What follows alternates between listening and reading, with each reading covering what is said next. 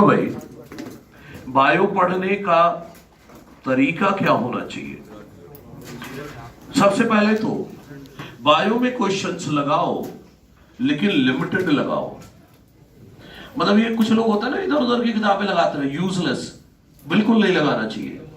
Bio में simple सी बात है, अगर आपकी थ्योरी स्ट्रांग है, क्वेश्चन कैसा भी आए बन जाएगा। थ्योरी क्वेश्चन करो, लेकिन लिमिटेड करो। ये नहीं कि फिजिक्स केमिस्ट्री में जैसे न्यूमेरिकल ढेर सारे करते हैं वैसे बायो में भी लग जाए, नहीं। बायो में थ्योरी पर ज्यादा फोकस करें।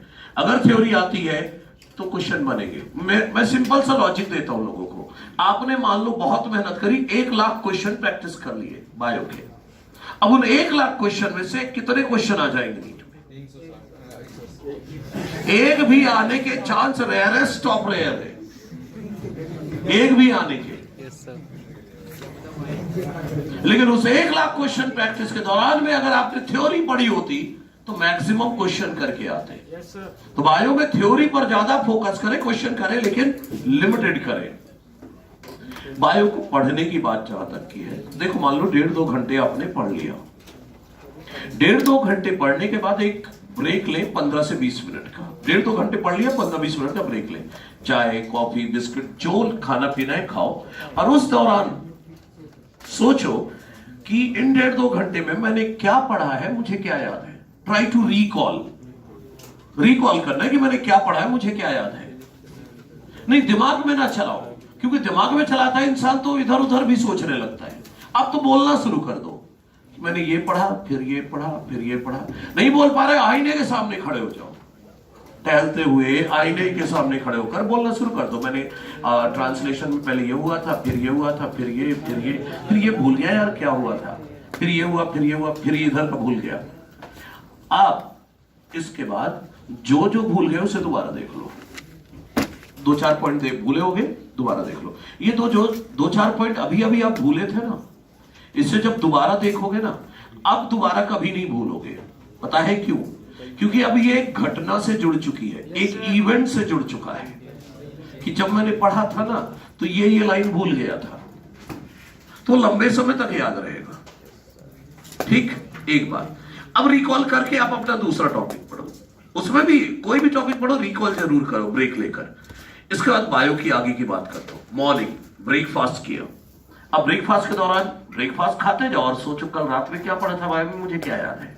लंच के दौरान एलन आते समय, एलन जाते समय, एलन आते समय, एलन से जाते समय, कल रात में क्या पढ़ा था, क्या याद है। मतलब बायो मैंने जो कल रात में पढ़ी थी, आज नया पढ़ने के पहले 3 से 4 बार मुझे रिकॉल करना चाहिए। कब रिकॉल करना चाहिए?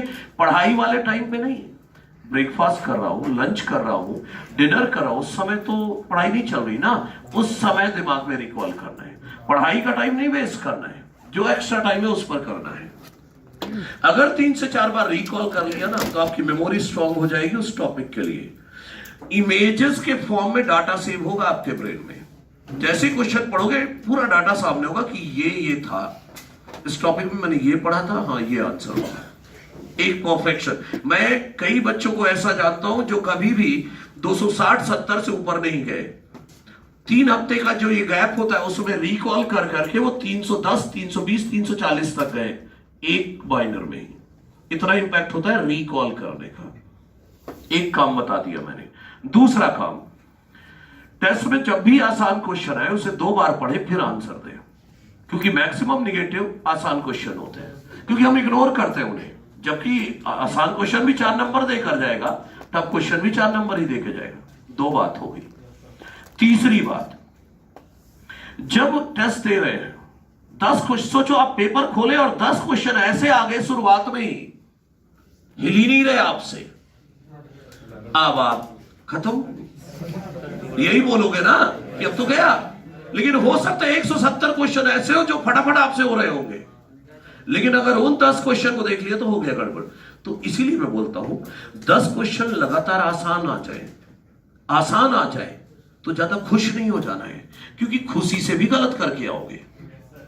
10 क्वेश्चन लगातार टफ आ गए तो दुखी नहीं होना है, 10 क्वेश्चन आसान आ गए तो ज्यादा खुश नहीं होना है। मतलब मेरा कहने का मतलब है, एग्जाम हॉल में हमें पैसिव रहना चाहिए, ना हाइपर होना है आसान देखकर, ना हाइपो हो जाना है टफ देखकर। हमारा काम है कि ये टाइम जो दिया गया है, एक प्रोजेक्ट है 3 घंटे का, आगे ये खत्म कर लेंगे, बाद में सोचेंगे। दुखी खुशी एग्जाम हॉल के बाद जाहिर करनी, एग्जाम हॉल के अंदर नहीं। अगर ऐसा कर पाए तो बहुत अच्छा हो जाएगा। ठीक। चौथी बात, 5 लाऊंगा। चौथी बात ये, जो भी क्वेश्चन करे घर में टाइमर लगा के करे। फिजिक्स केमिस्ट्री में 1 क्वेश्चन पर मिनट, बायो में 2 क्वेश्चन पर मिनट, टाइमर लगाकर ही क्वेश्चंस करें। और लोग बोलते हैं कि सर पहली बार कर रहे हैं, कैसे हो जाएगा? लेकिन भाई जब नीट देने जाओगे तो वो भी क्वेश्चन पहली बार ही आएगा। तो ये बहाना नहीं करना है। पहले दिन जब करोगे ना फिजिक्स केमिस्ट्री के क्वेश्चन, पहले दिन 10 मिनट में 2 ही 3 क्वेश्चन हो पाएंगे।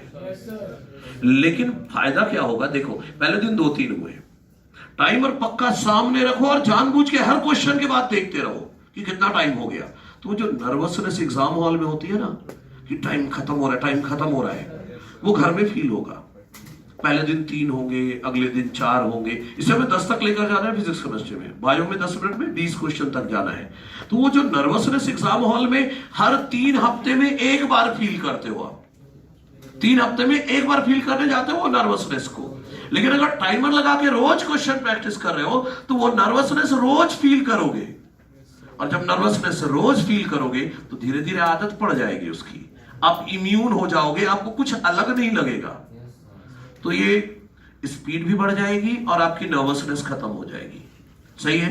5वां और आखिरी बात, रिवीजन के लिए जब कोई टॉपिक रिवाइज करना होता है तो आप क्या करते हो? कॉपी लेकर बैठ जाते हो, पढ़ना शुरू कर देते हो। नहीं, मुझे अगर कुछ रिवाइज करना है तो मैं जैसे ही एलन से निकलूंगा ना, एलन से निकलते हुए डिनर करते तक मेरे दिमाग में चलेगा। मान लो आपको रिवाइज करना है व्हाट एवर चैप्टर आपने जो पढ़ा है, मान लो डीएनए एप्लीकेशन रिवाइज करना, यहीं से शुरू हो गए कि डीएनए एप्लीकेशन में पहले हमने ये पढ़ा था, फिर ये पढ़ा था, फिर बीच के 2 पेज याद ही नहीं है, फिर ये पढ़ा था, फिर ये याद है, ये याद है, फिर ये याद नहीं है, ये भी याद नहीं है। डिनर करते करते तक पूरा चला लिया दिमाग में। अब बैठो रिवाइज करने। तो इससे फायदा ये होगा, आपको क्लियरिटी आ चुकी होगी क्या आपको याद है और क्या याद नहीं है। जो याद है उसको पढ़ के निकल जाओगे और जो नहीं याद है उस पर ध्यान दो। ब्लाइंडली बैठते हो तो लगता है जो पता है वो भी याद करते बैठते हो, तो वेस्ट ऑफ टाइम करते हो। तो इससे रिवीजन थोड़ा फास्ट हो जाएगा। सही है। कोटा में है सिर्फ पढ़ाई करनी है, मतलब ये जान लो, मैं तो सिंपल कहता हूं, जितना दम है सारा लगा दो। मतलब लाइफ को ना हील पे ना रखो, टो पे रखो। मतलब थोड़ा नहीं समझे? मतलब लाइफ को लग्जरी में ना रखो, कंफर्ट जोन से बाहर निकलना होगा। हम क्या करते हैं कंफर्ट जोन में, यार पढ़ लिया बस नींद आ रही, चलो सोते हैं, ये होता है, चलो ये करते हैं। नहीं होना चाहिए। टारगेट ये होना चाहिए कि मैं यहां सोने नहीं आया हूं, ना टाइम पास करने आया हूं, ना मूवी देखने आया हूं, ना मॉल घूमने आया हूं। ये तो मेरी सिटी में भी है, यही करना होता तो वहां कर लेता। तो ये जो ड्यूरेशन है, अगर इस ड्यूरेशन को अच्छे से यूज कर लिया तो पूरी जिंदगी लग्जरी में गुजरेगी। और अगर ये ड्यूरेशन अगर बर्बाद किया तो पूरी जिंदगी बर्बाद हो जाती है। तो सिर्फ ये पर्टिकुलर टाइम तो थोड़ा सा टफ टाइम है, थोड़ा सा यूज कर लो इसे। मतलब अपने आप को थोड़ा सा क्या करना चाहिए? एक्सप्लॉइट करना चाहिए। हाँ, अपने आप को थोड़ा सा एक्सप्लॉइट करें। आप अपनी बॉडी को जितना रेस्ट देंगे आपकी बॉडी उतना रेस्ट मांगेगी। आप संडे को अगर 10 बजे सोकर उठते हो, इसके बाद सो के उठोगे ना तब भी लगे यार थोड़ा थकान हो रही, थोड़ा और सो लेता। अब बाकी दिन जब पढ़ना होता है तो 6 बजे उठ जाते हो तो भी रिलैक्स रहता है। तो मेन थिंग इज बॉडी हमारे कंट्रोल में होनी चाहिए, है ना। ये नहीं ब्रेन ने बोला यार बस बहुत हो गया। मैं अपनी बताऊं, मैं जब पढ़ाई करता था मुझे रात की पढ़ाई ज्यादा पसंद थी। मैं रात में ही पढ़ता था।